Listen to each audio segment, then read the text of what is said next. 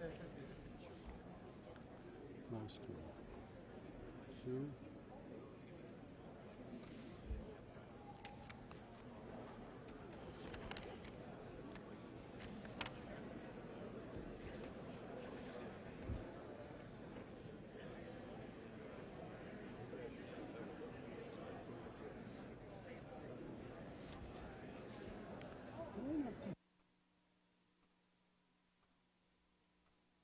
He's here. Yeah, he's here.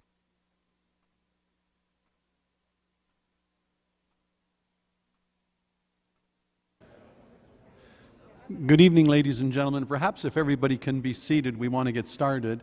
Our friends at Rogers have been kind enough, and their volunteers have been kind enough to provide this live on Cable 10, and it was to start promptly at 7, and I want to take advantage of their kind offer. So if everybody would take their places, please.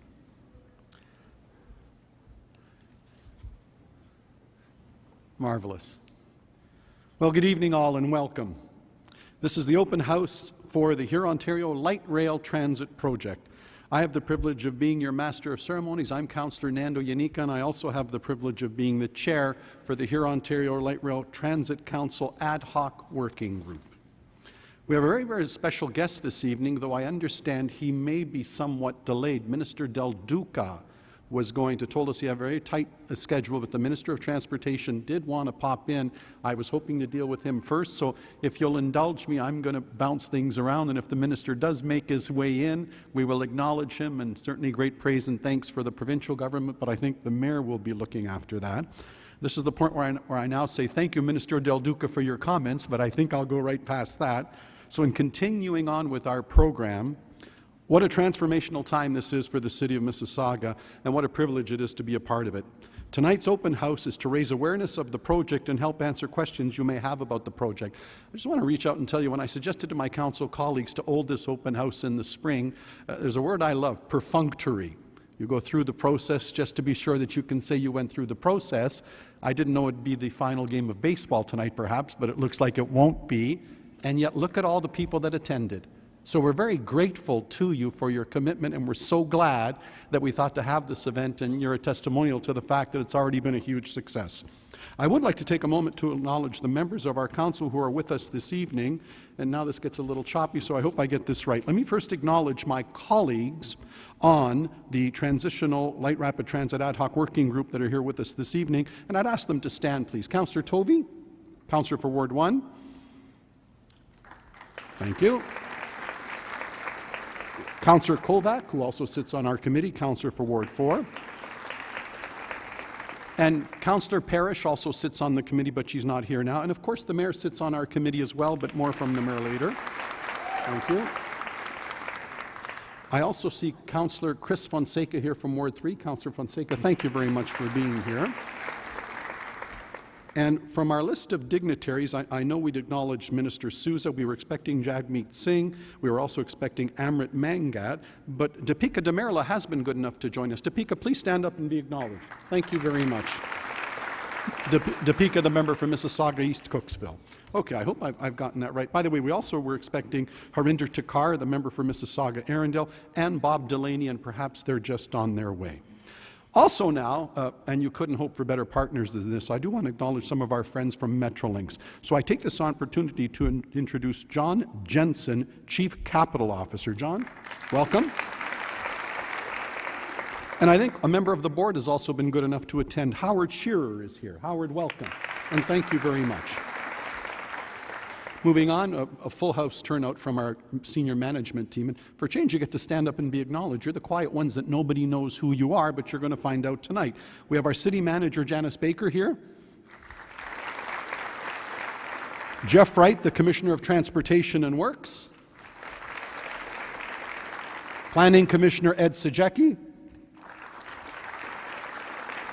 Commissioner of Community Services, Paul Mitchum. And Commissioner of Corporate Services, Gary Kent. Welcome. For this evening, we've made special arrangements to have staff from Metrolinx, the City of Mississauga, and the City of Brampton in the Great Hall to answer any questions you may have and take your comments as well. Following tonight's presentation, I encourage you to visit the Great Hall on the main floor to take advantage of this opportunity to ask any other questions you may have. for my part, I just want to thank Metrolink, certainly the provincial government, the mayor will say more, but to this council and the councillor before us, as I see the minister making his way. Minister Duca, welcome. Come forward, please. Minister Del Duca, your timing is impeccable, and I've mentioned you're in quite a hurry, and we're honored to have you here. So, Minister, without any further ado, ladies and gentlemen, Mr. Stephen Del Duca from the province of Ontario. Welcome. Thank you. I know you're in a hurry. The mayor just asked me if I wanted a quick minute, but then I heard I was being called right to the podium. So, if I understand it correctly, the Blue Jays just won the game. Is that right? No? Yes?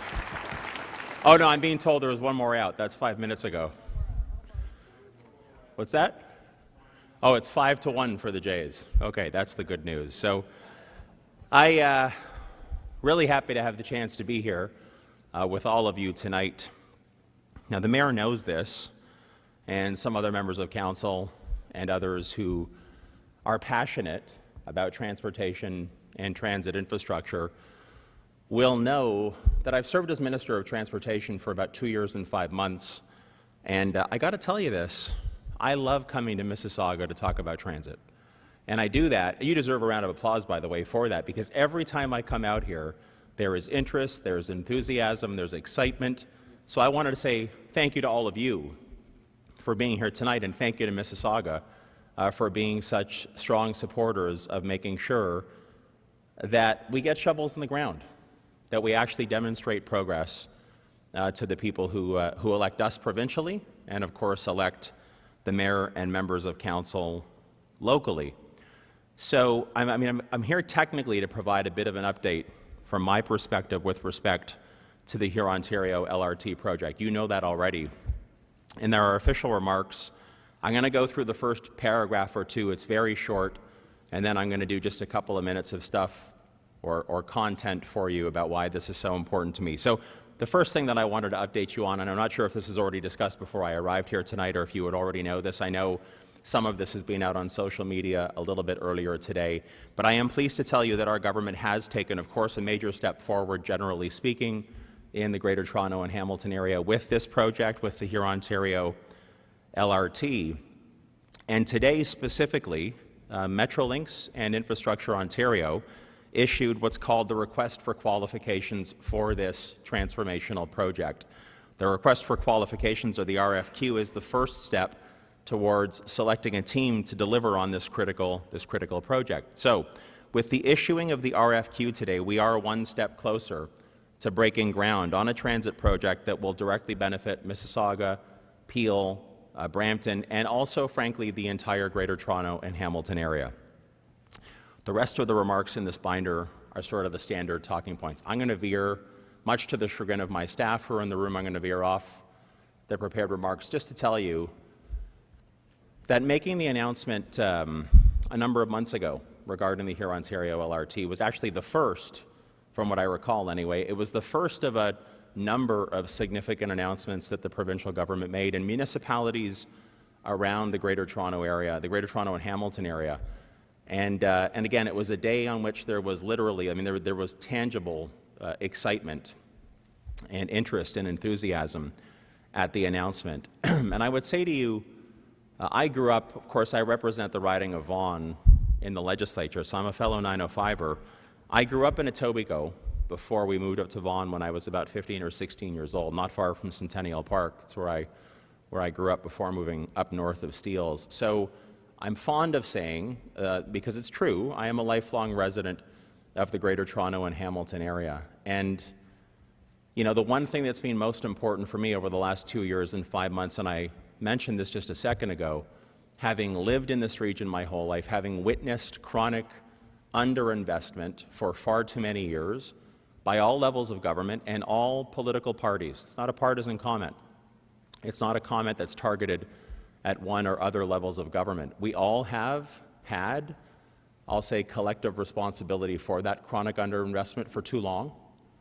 When I was first appointed in June of 2014 to serve as Minister of Transportation, I said to myself, and it was clear from the mandate letter that the Premier gave me, which followed up on the mandate the people of this province, the people of our region gave her and gave our government in the 2014 election campaign, and that was to literally get shovels in the ground, to get projects approved. And that's so important for a few reasons. Number one, I think like many of you living around this part of our province, I think that there had over time developed, I'll call it healthy skepticism or cynicism. I call it the credibility deficit around transportation and transit solutions because of the chronic underinvestment and because also plans had been made, then changed, then made again, then changed again. We've witnessed that throughout the years. And so I think certainly the people I represent in Vaughan and others have told me, look, we're not quite sure. This is 2 years ago. We're not quite sure government actually is part of the solution. So it was important for me to demonstrate, or for our government to demonstrate, that we had a plan, and we had a plan that we are acting on, a plan that would literally give people more options. People more options to leave cars at home when they can and get on an interconnected, seamless, I call it a seamless integrated transit network across this region. So number one was the elimination, or at least the reduction, in that credibility deficit. And number two was literally to show that we had projects that were underway to get people interested and excited because the transformation is so overdue. And so I think in those first few months in the role as Minister of Transportation, starting here in Mississauga with Hurontario, with GO Regional Express Rail, with LRTs in Hamilton, LRTs, of course, the one under construction, the largest public transit project in Ontario history along Eglinton, in Toronto, and LRT along Finch in northwestern Toronto, supporting LRTs in Waterloo and Ottawa, and doing so much more around this region. I think we've actually demonstrated that we hit the ground running, that we are able to get projects out the door, that we are able to reduce, erode, eliminate over time that credibility deficit, and prove to the people who've given us a mandate that we do have a plan, and it's a plan that can be realized. And I would say, I know I referenced a second ago how much I love coming to Mississauga to talk about transit and transportation. I will say we are truly blessed in the GTHA, and we're blessed right across the province because we do have phenomenal municipal partners. And I've never seen, though I've only served as an MPP for 4 years, I've been around the political process for a lot longer than that. And I've never seen a moment in this region's history, at least its last couple of decades at the very least, where there has been such unanimous support for making sure we get it right. The mayors, the chairs, the councillors from right across the Greater Toronto and Hamilton area, working closely with the province of Ontario, and of course now with the federal government that gets it as well, means that we can actually, again, get the shovels in the ground, get the project started, get the service delivered, and give all of you more hope and more of an expectation that the quality of life in this area will improve. So, I'm really thrilled to have the chance to be here tonight. I'm sure, I don't know off the top of my head what the entire program is. I'm sure there will be other presentations. I'm sure there will be lots of questions. I've been out to Mississauga for at least one town hall that I can remember with my colleague, Deepika Demirla, the MPP for Mississauga East Cooksville. I know how much passion and interest and excitement, and I also know that people aren't entirely sure about what some of these projects will mean with respect to some of the issues that you can touch and feel, and I get that. I get that sometimes it can be a little bit of a challenge to understand how much disruption there might be as we go through these projects. I will say, as the Minister of Transportation, we're very respectful of that, but I would also say it's hard to deliver on true transformation for a region in which it is so sorely needed without causing some degree of disruption. I don't mean to say that in a way so as to not take into account very valid concerns. It's just to say, when you are building transit after the fact, it's not as easy as it would be if you were doing it the first time out. We don't have that luxury anymore, but I know working together, certainly the team at Metrolinx and others who do extraordinary work on a regular basis, working with our municipal partners and working, of course, with the community, I know that we'll find a way to get it right. So again, to all of you for being here tonight, for taking an interest, for being supportive, for asking tough questions and holding our feet to the fire to make sure we deliver an outcome that works for Mississauga, works for Peel, and works for the GTHA. I wanted to say thank you to all of you, and to Mayor Crombie and members of council, staff, Metrolinx, IO, and everyone who's involved in delivering these incredible outcomes for this region.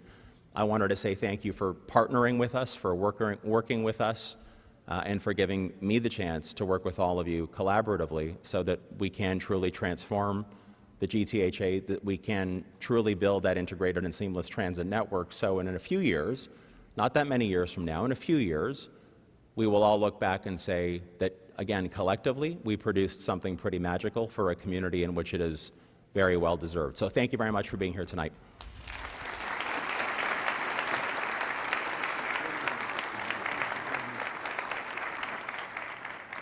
Well, yes, why doesn't everybody continue to come in? Those of you that are just coming up the stairs, please come on right in. Take a minute now and grab some seats. There's plenty. I want to thank the Minister for his comments. I've got to tell you, Minister, I've had the privilege of being at this 28 years. You're absolutely right. There's never been a more exciting time. And I think your comments are so well put, and I think the Mayor's going to follow up. But dare I say, for my community in the area that I represent, it's taken 28 years, but my God, the sense of vindication and validation that all that we've been doing, smart growth, places to grow, save the agricultural land. Cities are built for people, they're not built for cars, and needing help from our provincial and federal partners. And to think the provincial government in one fell swoop, $1.4 billion April of last year for the LRT along Hurontario. It's the day the universe changed. So it's a joy to have partners like you, and probably what will be the greatest segue of my life. I get to thank you for that announcement, and now I get to announce our mayor, who I've said before and I will say again, timing is everything. Is there a greater time to have someone like Mayor Ronnie Crombie as our mayor? Does she just not represent the times? Isn't she just right for the third millennium, and she gets it, and she understands the public realm, and she understands working with our partners? And as somebody that's been around for a while, Madam Mayor, it's a pleasure to introduce you next, to share in the vision that we've got, and to thank our partners from Metrolinx, because I think you're just so right for the times and this council as well. So without further ado, Mayor Crombie.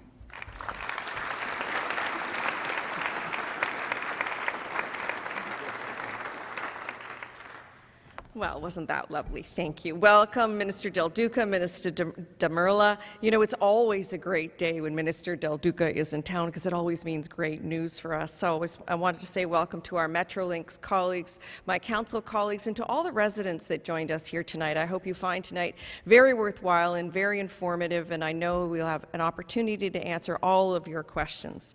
It's wonderful that our partners from the province and Metrolinx are here with us tonight for this open house. This is an exciting time in Mississauga. There is truly a renaissance occurring in Mississauga.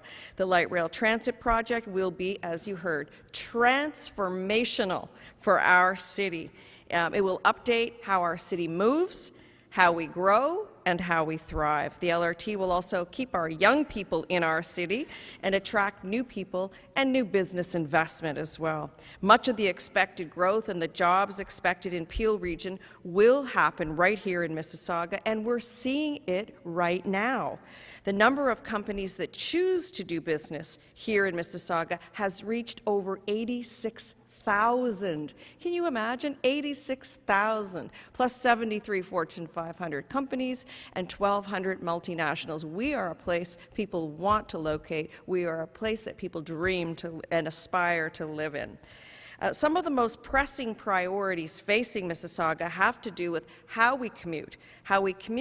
Both workers, students, visitors, and of course residents, and how we further grow and develop to meet the needs of businesses, of our residents, and of our commercial investors. At the heart of our efforts is the Hurontario LRT, which, as you know, will have 19 different stops in Mississauga. This new integrated transit project will create jobs. It'll generate new economic development opportunities and better position our local economy to compete globally. Mississauga is already attracting new development and job-creating investments because of our transit building commitments, and I have many examples of this. Let me just give you a few. Let's start with that large Rogers development announcement that you heard just a week or so ago. That land has been laying dormant for years until this LRT was announced. So we have the Rogers Real Estate Investment Limited announced $1.5 billion in the downtown Mississauga. It's called M-City. How current is that? 10 towers, 15 acres, and 4.3 million square foot community. And it includes a 2 acres worth of public parkland that they have donated back. It'll be also inspired by the city's own, the Downtown 21 Master Plan, our efforts to build a livable, walkable, and vibrant downtown core. Also, CIBC Mellon opened its new Mississauga office with 150 employees and plans to add another 500 professional positions. They too located on the LRT corridor. And we broke ground on the new Mississauga Gateway Centre, located at Hurontario and 401. This new 221,000 square foot LEED Gold facility will be home to lead tenant Royal Sun Alliance Insurance and will employ more than 1,000 people. The LRT will become the north-south spine of a regionally integrated transit system, as you've heard from Minister Del Duca, and we in Mississauga will work closely with Metrolinx to use proven best practices to ensure the successful construction of our LRT and our commitment to build regionally integrated transit network.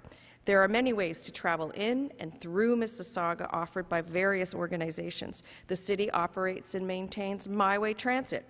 We have city roads, sidewalks, cycling, and pedestrian trails as well. But building a transit-oriented city is a strategic priority for the city of Mississauga. And building regional connections to encourage transit use and offering active transportation options are important to our city's vibrant future.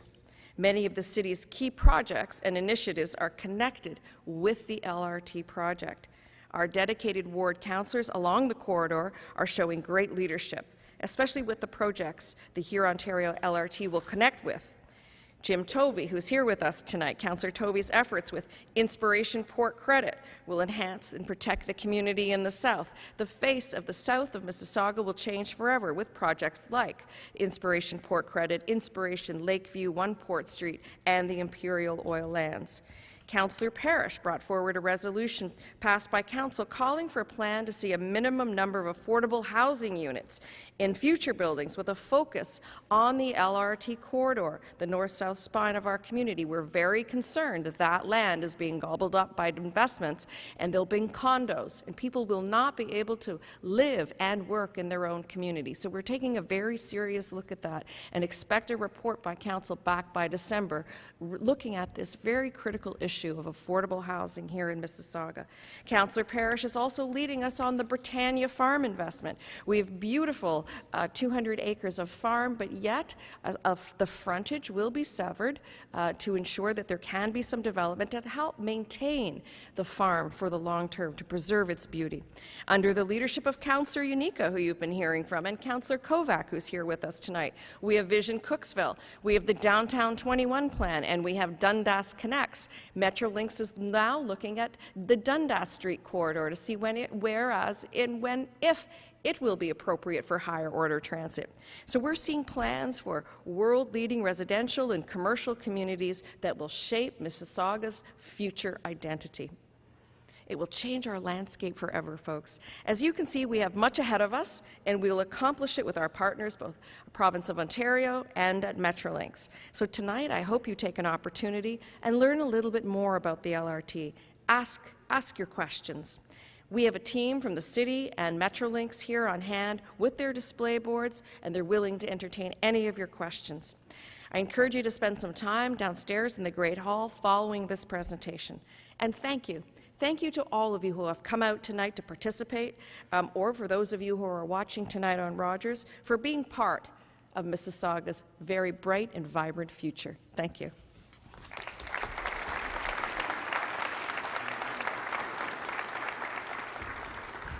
You get a sense of the excitement I'm talking about. Okay, now the good news. The politicians' speeches are done, and the Blue Jays have won as well. So how's that for great news? And before I call on for the formal presentation, I think I'm going to do a little housekeeping. I'm going to suggest, if I may, Duca de Merla, I would like you to come forward and sit around the council table with us, because you otherwise won't be able to see the presentation, and I think you deserve to be up beside the minister. So why don't you come forward, or you've got to make your way. Because I was also going to suggest our members from the board do the same thing, because otherwise you won't be able to see the presentation behind you, but you'll be able to see it on these screens. So please come forward. Deepika, if you can join us, great. If not, I understand. And with that, let's turn to the really important stuff. I now have the privilege of introducing Scott Bowers, who is the Project Director for Metrolinx, and Joe Parada, the Project Director for the City of Mississauga, to lead you through our presentation. Thank you.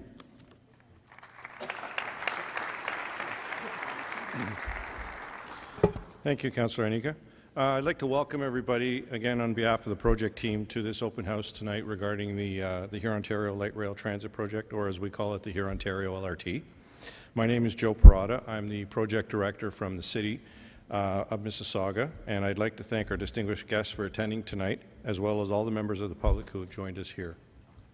In a moment, we'll start with a video to give you a brief overview of the project, following which Scott Bowers and I will take you through about a 20-minute presentation and an overview of the LRT project. As you may have seen in the Great Hall, there is information set out in our display boards, and we will be reconvening there after the presentation to entertain more questions. We've got staff from the City of Mississauga, Metrolinx, the City of Brampton, and some of our technical advisors as well as mentioned to help us with those questions and to address any concerns you might have. So some of you have already met those staff, and you'll get a chance to engage with them a little later after the presentation. So with that, I will ask that the video please be started.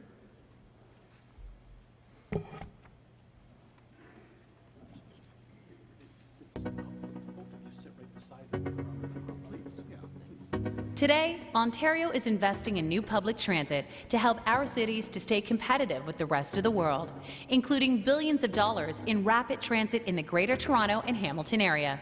The GTHA is one of the world's most attractive regions and one of the fastest growing metropolitan areas in North America, growing by more than 100,000 new residents a year. As population grows, so does congestion. There is a need to invest in transit that brings new transportation options to those that need it most, at a cost that provides the best value per dollar. Light rail transit is one option. Although light rail transit is new to Ontario, many of the world's leading cities have found LRT the ideal solution to their transit needs. And in fact, it is used in many cities across Canada today. From Calgary to Paris, Shanghai to Los Angeles, and Melbourne to Singapore, light rail is in use to provide modern, higher-order rapid transit in world-class cities around the globe. And soon, LRT will arrive in Mississauga and Brampton. As a key component of Metrolinx's regional transportation plan, the Ontario government is investing $1.4 billion to cover 100% of the estimated capital costs of the Hurontario LRT project. Light rail can carry more passengers than buses, and light rail vehicles can be joined together to meet growing demand. Vehicles are also electrically powered with no emissions, so not only will they help move people through the city, they are also environmentally friendly. The Hurontario LRT will feature new, modern light rail vehicles on tracks separated from regular traffic, bringing rapid, reliable, and convenient service from Port Credit GO Station in Mississauga along Hurontario Street to the Gateway Terminal at Steeles Avenue in Brampton. The line will include 22 stops with connections to 2 GO Transit lines, Mississauga MyWay, Brampton Zoom, and the Mississauga Transitway along Highway 403, connecting to the entire GTHA regional transit network. Construction is expected to begin in 2018, with the new LRT in service by 2022. To learn more about the Hurontario LRT, visit metrolinx.com.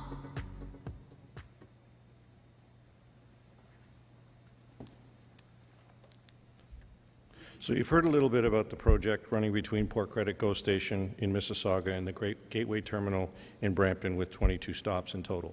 It's taken years to get to this point.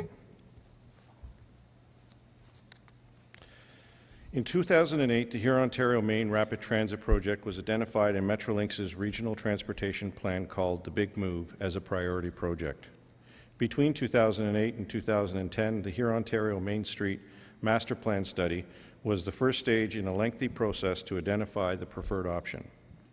In 2010, the Hurontario Main Business Case Analysis looked at 3 options: a full LRT, full bus rapid transit, or a mixture with an LRT in the southern segment and a BRT running north into Brampton. Between 2011 and 2014, the environmental assessment process for transit projects, known as the Transit Project Assessment Process, or TPAP, was conducted. The preliminary design and TPAP for the Hurontario project was divided into 5 stages of design and consultation. Public consultation meetings in Brampton and Mississauga included public information centres in June 2012, May 2013, and March 2014. In 2014, as part of the environmental assessment's planning, design, and engineering work, an updated business case analysis was prepared by the cities of Mississauga and Brampton. Also in 2014, the environmental project report was also completed. The cities of Mississauga and Brampton were given a notice to proceed with the LRT in August 2014 by the Minister of Environment and Climate Change. On April 21st, as was mentioned earlier, 2015, the Hurontario LRT received a $1.4 billion funding commitment from the Province of Ontario. The announcement was made by our guest today, the Honourable Minister of Transportation, Stephen Del Duca. The Hurontario LRT project is the largest infrastructure project in Mississauga's history. In 2016, we updated the business case analysis and it was amended to define the corridor as it appears today from Port Credit GO Station in the south to the Gateway Terminal in the north. So why is the LRT traveling along this particular corridor so important to Mississauga and Brampton? Because it connects the rest of the system. As you can see from the map above, the LRT will become the north-south spine of a regionally integrated transit system. It will connect neighbourhoods, centres, and employment areas to a regional transit network that will result in significantly improved travel times and integration with local transit services, links to GO lines, and eventually tie the Eglinton Rapid Transit Corridor, Dundas Connects, and the 407 Transitway. We know that the LRT will support growth along the corridor and we will be able to move people more faster with less impact on our environment. I'm now going to turn it over to Scott for a little bit to take us through a little bit more of the presentation. Thanks, Joe. So where does this leave us today and where is the project going? It was announced this afternoon that a request for qualifications, or RFQ, was issued by Infrastructure Ontario and Metrolinx to pre-qualify project teams with relevant design and construction experience. Teams that qualify will be invited to respond to a request for proposals, or RFP, and next spring the RFP will be issued to the 3 pre-qualified proponent teams. That will then take us to the middle of 2018, and after evaluating the proposals, the Hurontario LRT project will be awarded to the successful proponent team, or sometimes referred to as Progeco. Construction is then anticipated to start in 2018. By the end of 2022, we anticipate that the Hurontario LRT will be in service. So the Hurontario LRT will be delivered through what we call Alternative Financing and Procurement, or AFP. Infrastructure Ontario's AFP model is an innovative way of financing and procuring large public infrastructure projects. AFP makes the best use of private sector resources and expertise and transfers project risk to the private sector, which is accountable for providing on-time, on-budget project delivery. For the Hurontario LRT, the public sector, which is Metrolinx, establishes the scope and performance requirements for the project and retains ownership of the LRT. The private sector, which will be the winning proponent team, will be responsible for the design, construction, financing, maintenance, and operations of the LRT. Since the private sector will have some of its own equity invested in the project, they will have strong incentive and accountability to ensure cost-effective and efficient performance. Other LRT projects delivered through AFP model include Eglinton Crosstown and Finch West in Toronto, Ottawa, Waterloo, and Hamilton. Projects delivered by Infrastructure Ontario are guided by 5 key principles: transparency, accountability, value for money, public ownership and control, and public interest. So what are the benefits of AFP? LRT design and construction can happen at the same time, resulting in project schedule time savings, better coordination, and more efficient construction. It also provides a strong incentive for good design, construction practices, since the private sector is also responsible for financing, operations, and maintenance. I'll turn it back to Joe.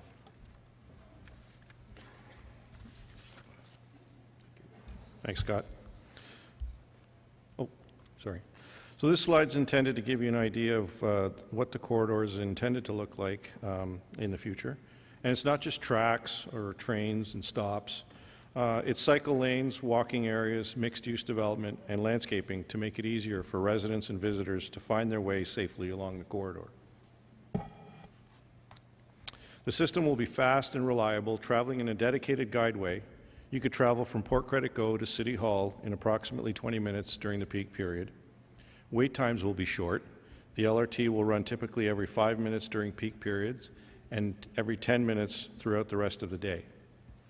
The LRT will be in service for approximately up to 20 hours, and additional service can be added for special events. Safety features such as surveillance cameras and emergency communications will be located at all stops.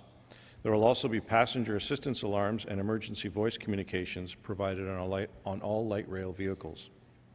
The system is accessible with level boarding, so no steps onto vehicles from the platform, and all accessibility standards will be met. There will also be wayfinding systems to guide all users, including those with visual impairments. The ride quality will be smooth, quiet, and comfortable, with nice large windows to enjoy the view as you travel through the city. As the LRT is electric, there will be no emissions. There will be ticket vending machines, or you can tap your Presto card to allow for seamless transition between transit systems such as MyWay, and it will also have a proof of payment, much like the GO system that we have today. We've also got cyclists in mind, as bikes will be allowed on the vehicles for most of the day, and we're incorporating a system of off-street cycle tracks and multi-use trails along the corridor and bike parking where appropriate. The vehicles will also have transit network maps, and stops will be announced so you don't miss your stop if you happen to be paying attention to your cell phone. To ensure the vibrancy of the LRT corridor, the streetscape will need to be designed to provide space for walking, cycling, trees, and street furniture while incorporating utility infrastructure. The areas around the LRT stops will support cafes, but they will also support safe, comfortable, and attractive streets and integration with local transit. On the public realm side, public realm items are intended to improve the look with greenery and ornamental grasses, but also the safety of those crossing the street to and from the platforms. A public realm agreement recommendation will be presented to our council in early 2017 and then incorporated into Metrolinx's request for proposal in the spring.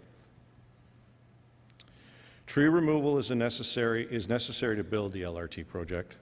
Where trees have to be removed, they will be removed and replaced in accordance with city standards.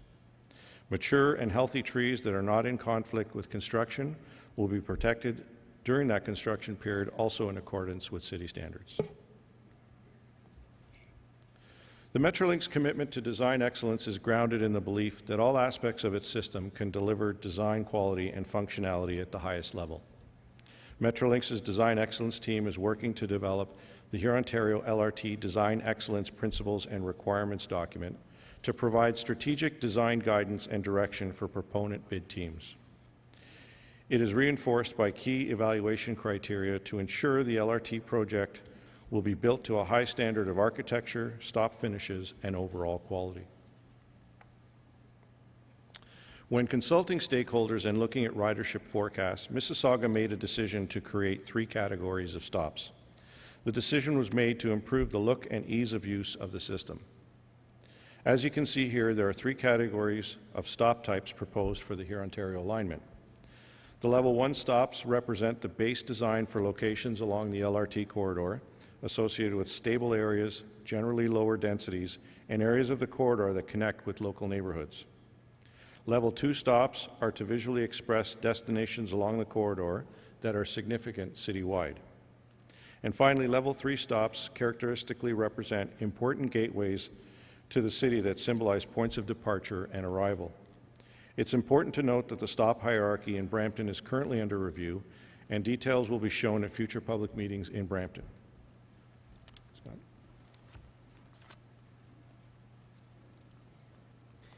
In addition to stops, there are other facilities as part of the project. One such facility is the Maintenance and Storage Facility, which is located south of Highway 407, east of Hurontario, within the City of Brampton. This location will provide a home base for the Hurontario LRT. The rendering shown is a concept of the Eglinton Crosstown LRT facility.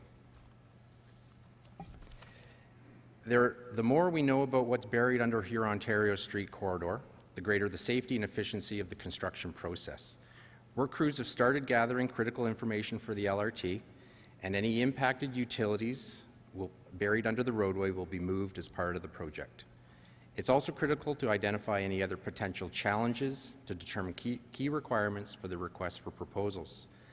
While most of the work is contained within the boulevards, when the work is likely to disrupt traffic, such as temporary lane closures, we'll do our best to notify the public through our @Hurontario LRT Twitter account. We know a number of you are following and retweeting posts, but please encourage your friends and family to follow the project on Twitter. Traffic. With the segregated center running LRT, traffic will only be permitted to cross the tracks at selected locations. Typically, these crossings are at major streets with signalized intersections. At minor side streets, traffic will not be permitted to cross the track, either turning left or going straight through. To maintain access to all locations, U-turns will be permitted at the major intersections. For the Hurontario LRT corridor north of the QEW, 2 traffic lanes, one in each direction, will be converted to LRT lanes. South of the QEW, the roadway will be widened to maintain today's road capacity. The LRT will incorporate the use of traffic signal priority to improve travel time and reliability, and audible pedestrian signals will be used throughout the project corridor to assist visually impaired individuals in crossing at signalized intersections more safely. Both the City of Mississauga and Metrolinx understands that its construction activities have an impact on local businesses. We are committed to mitigate those impacts where practical. Metrolinx makes every effort to ensure the businesses receive up-to-the-date information on construction activities and timing, and where they are directly impacted, they are supported. This involves significant outreach and public communication. Metrolinx works closely with City Transportation and Works, local councillors, police services, traffic and parking enforcement, among others, to monitor and understand the impacts of construction and to consider mitigation measures. I'll turn it back to Joe to complete the remainder of the presentation. Thanks, Scott. Throughout the process, the City of Mississauga has been in touch with our citizens to discuss all aspects of the LRT. Metrolinx has met with community groups, businesses, and other local organizations to discuss the impact of the LRT on our community. Construction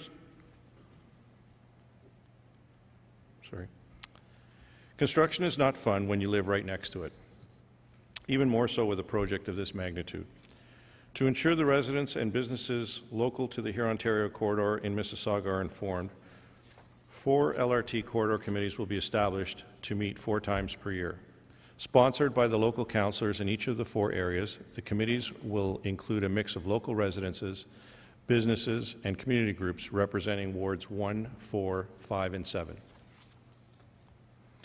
With respect to properties, there are locations where land will be needed from property owners for the project. The City of Mississauga and Metrolinx will be reaching out to affected landowners to explain the property acquisition process during the project. The City and Metrolinx are both committed to ensuring that property owners understand the process and their rights. A detailed summary of the process will be provided to each property owner, including information on compensation and considerations of the impact the acquisition will have on the rest of their properties. If you have any further questions today related to property, I would ask that Ron Sanderson and Paul Can please identify themselves in the audience.